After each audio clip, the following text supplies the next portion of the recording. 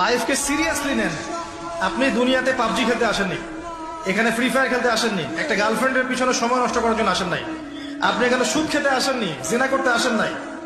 আপনি এখানে যে আইসক্রিম বিক্রি করছেন আমি এগুলো দেখছেন না, এগুলো করতে আসেননি পৃথিবীতে। আপনি পৃথিবীতে বেহায়ের মতো নগ্ন হয়ে রাস্তাঘাটে ঘুরতে আসেননি। আপনি পৃথিবীতে উম্মার মাঝে ফাটল সৃষ্টি করতে আসেননি।